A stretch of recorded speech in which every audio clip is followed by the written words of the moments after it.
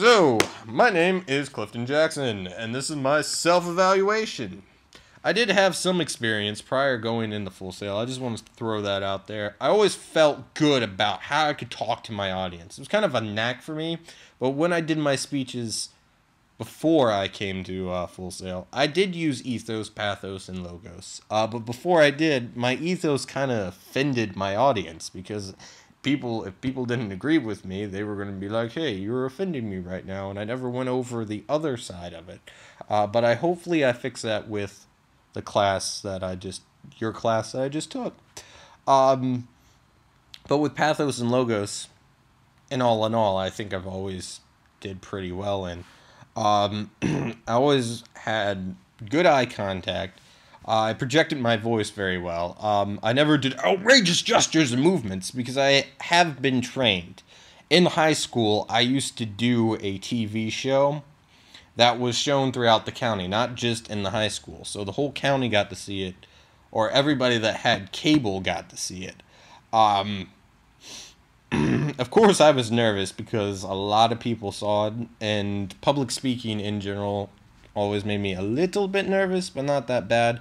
I always, especially with a presentation, I would always look in the audience and actually try to find a friend and pretend that I'm just presenting to that person.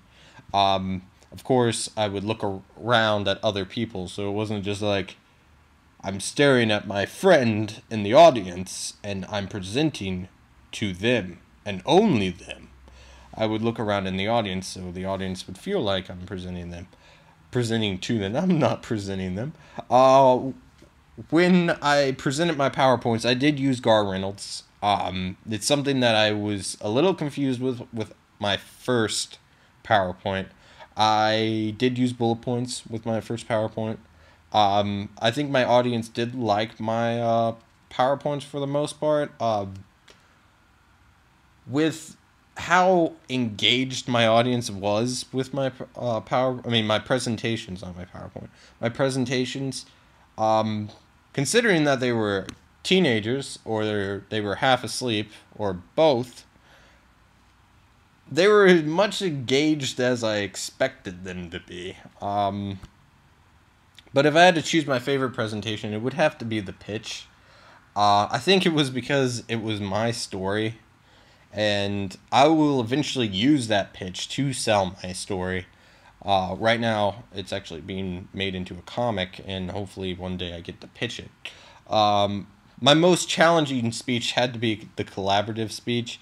We had a whole bunch of problems trying to get the group together and get all the information set. We also did have technical difficulties with the presentation. How I overcame that was to ad-lib most of it. Or pull up the video that I was trying to show. There was a lot of problems, if you recall. I showed a tab that had a Christian dating website on it. So I tried kind of putting that in there as a joke, but it was completely on accident. I honestly still have no clue how that popped on my computer, which is awesome. What I did learn from other presentations was preparation is key. If you're not prepared, it's going to show.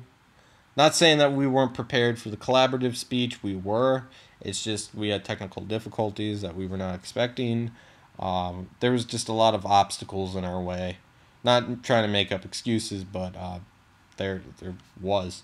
Time constraint was an issue for my first presentation, but all the other presentations, I'm pretty sure that I got them dead on.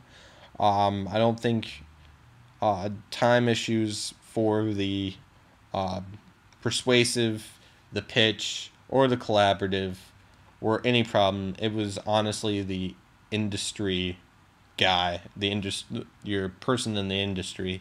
I had a big problem with that, but I was also passionate about the person I was talking about. He's one of my heroes. All in all, my public speaking, I'm going to give myself a 4 out of 4 because I'm feeling narcissistic. Just kidding. I would give myself a 3.5 3.5. I always feel like there's always room for more things that you can learn. There's always room for improvement. That's what I was trying to say. I've never been bothered by public speaking. I think I've learned a lot of the problems that I have with presenting through this class. And for that, I would like to thank you for being an awesome teacher, and I hope that you have another group of awesome students like us, which I doubt you will, because come on, we're pretty awesome. So thank you, and have a great night or day, whichever one you are having right now.